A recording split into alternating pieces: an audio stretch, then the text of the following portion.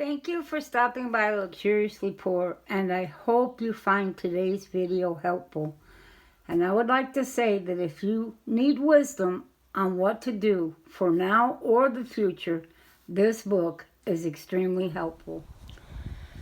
And I hope that you will give this video a thumbs up. I don't get paid to do this, and I don't get anything in return except for a look of a reward, maybe, of looking and seeing, quite a few people really did like this video. So please give it a thumbs up. And I hope you can hear me over this wind.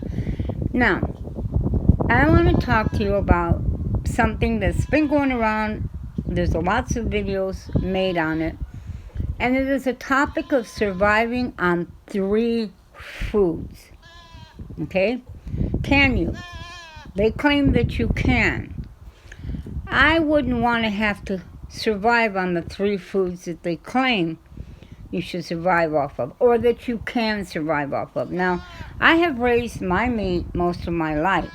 I've always been very poor and had to scrimp and scrap and scrape to get by on. And so, for me to grow my own meat is not unusual. For me to grow my own vegetables is not unusual. It would be unusual now because I can't afford the water that it would cost me. And I want you to understand something. People say, yes, but what you grow at home is much better.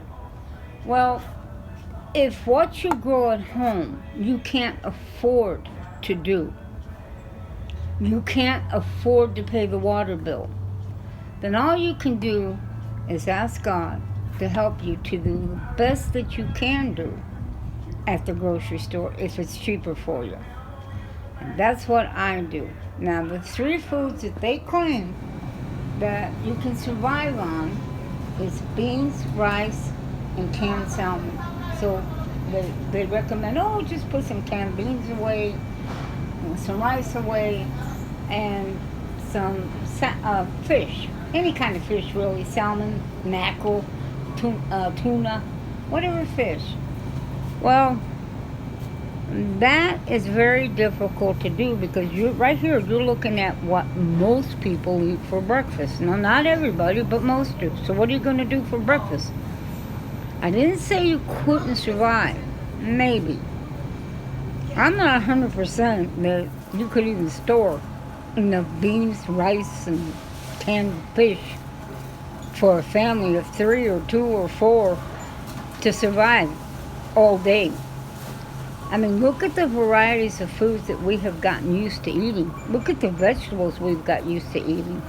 I mean, potatoes alone. So, you have to be more sensible about it, I have to say, which is something I've been doing for all my life because I have always lived in poverty when I was only 20 years old. So, I learned how to better my life because I didn't get food stamps, I didn't get government assistance, and I never knew about food banks. And the food banks in our area right now are horrible. You wouldn't want to go to them. And fish ain't cheap either, not even canned fish. No, I'm not saying you can't put a few away.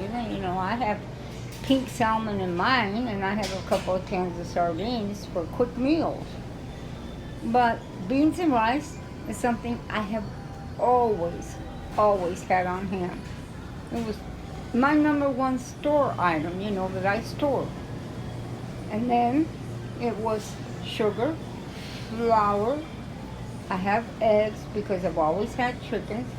And if I don't, I've always bought plenty of eggs to do me at the store to make sure that I didn't run out. And cooking oils. Those were the basic things that I always kept on hand. Now, there was other things that I have done to survive and to better myself and to make sure that I always have food on hand and even vegetables. Now, one of the things that I have done and have always done is freeze things. But when it was on sale, it was very common for me to take a couple of bucks, walk into the store with $2 or $3, and walk out with 1 vegetable, and that's it, and go home. This is zucchini. 63 cents a pound. Now, I did make a slight mistake with this because I've gotten quite a bit of it. And what I did is when I first started it, I started putting it just in, I dipped it, I sliced it, dipped it in cornmeal. I let it sit for a little bit because zucchini has a lot of water to it, so it'll stick. The cornmeal will stick if you slice it first. And then I put it into freezer bag. I should have froze it overnight first. Here is some of it, because I did freeze some of it overnight and separate it and I put it in a freezer bag and it didn't stick together. But this is the one that stuck together. Don't care. I'm telling you, it tastes delicious.